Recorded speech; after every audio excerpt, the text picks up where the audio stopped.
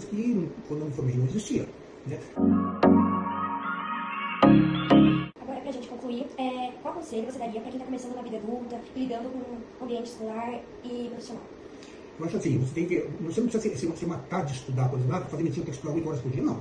Tá? Eu acho assim, você estudar 2 horas por dia, mas focando no estudo, 3 horas por dia no máximo, você vai conseguir. Tá? Hoje em dia se utiliza muita coisa que eu aprendi lá atrás, que eu acho que vocês devem ter, porque eu já ouvi falar, mapa mental. Aprenda a fazer isso, usa isso, porque você vai usar a vida inteira, usa até hoje, funciona, que é uma maravilha.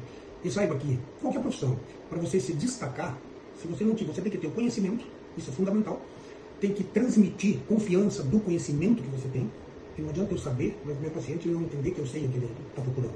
E a gente ser honesto, tá? Porque acontece comigo, já aconteceu mais de uma vez, de chegar alguma coisa de olha, não sei, mas eu prometo que eu vou estudar hoje e amanhã eu te dou uma resposta. Tá? Então a gente tem que ser honesto, humilde, porque a gente não sabe tudo. Tá? Só que a gente tem que ter a honestidade, a sinceridade, dizer, olha, não sei, eu acho que pode ser mais ou menos isso, mas não existe acho em medicina. Medicina, eu sei que é isso. E dizer, olha, eu vou estudar, amanhã eu te dou uma resposta. Por isso a gente é um conselho que eu dou, a gente tem que ter humildade, principalmente. É pesado. Tá? Por exemplo, o tempo que eu trabalhei no SAMU, a gente só poderia, era dedicação exclusiva, não podia ter outro emprego, tá? E eu podia dar 3 plantões por semana, só. Não podia dar mais, tá? Porque a gente era obrigado a descansar. Porque eram plantões de 24 horas, mais 24 horas. Não era 6 horinhas e vai dormir, não. A gente tinha plantão no hospital e eu adorava dar plantão no nosso UTI. Tem muito, eu vi muita coisa nesse sentido, de tudo que é tipo de acidente. Pesado, grave, gravíssimo, acidente que marcou muito a carreira, que você engole seco, você sofre, você nem sempre consegue fazer tudo que você quer. Tá? E a emergência é aquela história, você tem que estar preparado para tudo. Tudo é tudo. Tá? Você tem que saber lidar com a morte, é importantíssimo, você vê muita gente morrer. Na emergência você vê bastante gente morrer, principalmente em estrada, você vê acidentes feios, você vê muita gente morrer.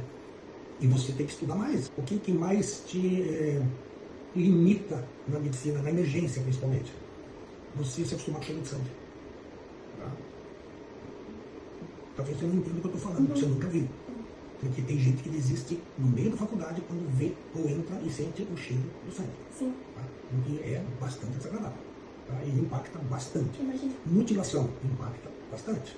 Você está preparada para você ver um acidente que um bebezinho de 6 meses foi decapitado. Dói. Dói bastante. Você vê um acidente com um caminhão de combustível, um ônibus, o caminhão explode, o ônibus pega fogo, os bombeiros não chegaram, você vê 40 pessoas morrendo. Você chegou antes dos bombeiros, aconteceu comigo. Você vê 40 pessoas morrendo, te chamando, pedindo socorro e você não consegue chegar no ônibus por causa do fogo. Sim. Impacta bastante. Tá? Então, quer dizer, não é só o ato de curar. Na emergência, você tem que aprender a sentir a tragédia e muitas vezes participar da tragédia. Sim, sim. Tá? E aí já não é só a medicina.